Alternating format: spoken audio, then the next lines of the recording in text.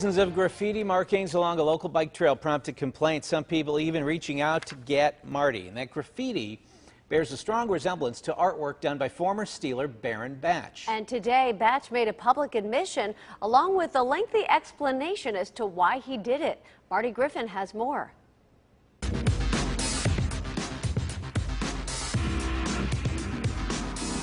When we first reported on the tags last week, we showed the striking similarity between the images on the bike trails and the artwork of former Pittsburgh Steeler running back Baron Batch. We showed you a split screen with Baron Batch art from his studio and website and the tags on the bike trails, and there's a lot of it out here on the trails. We counted 45 so far, just on between Sandcastle and on the Hot Metal Bridge. So 45 different graffiti markings like this, Yeah, up and down this trail. about every 100 feet or less.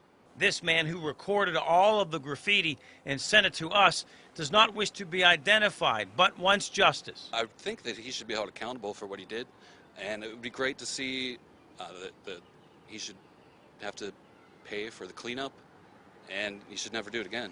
As we first reported last week, police consider Baron Batch a suspect in the mass tagging. Police sources confirm each tag represents a $350 fine, and the total of over $4,000 is a felony. If Batch has 45 tags out here, that's $15,750 in fines. There's actually one of his works of art hanging at my office, so when I saw the eyeball on that, and I saw the eyeballs out here, I just Googled Pittsburgh graffiti eyeball, image search, saw all this stuff.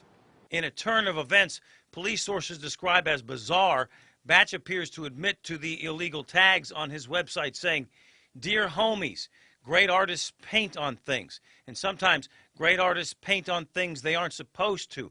As some of you may have recently heard, I broke the rules." Pointing out his own illegal tags on the bike trail, Batch says, "I left my tags directly on the trail to ensure that they were seen by every cyclist that rode over them." He goes on to say, "None of it was meant to be disrespectful, but simply to inspire." He says, "I am sorry. I did break the rules. I will not be tagging on the trails anymore. I am not a bad person, but I am a renegade."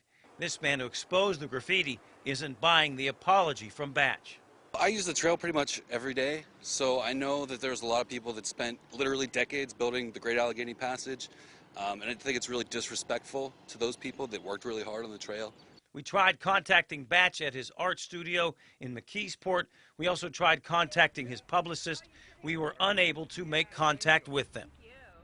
Now, Batch incorrectly characterized our representation of the tagging, saying, "Without comment from myself or anyone actually involved in the matter, some guy named Marty from the news station KDKA wrote a story about how disrespectful my tags are and how police are investigating." I repeat, we made several attempts to contact Batch and his publicist. No return calls, no comment. Police are still investigating. What else is there to investigate? Well, that's the truth of the matter. They have 50 tags out there, and I'm told in the next 2 weeks, charges will be filed and a warrant will be issued. They believe that admission is legitimate, that's all. They say they've never seen anything like it. They're blown away by it. All right. Thank you, Marty. Thank you.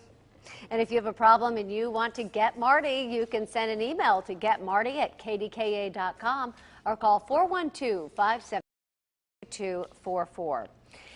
And visit kdka.com/getmarty to see how he's making a difference, one story at a time.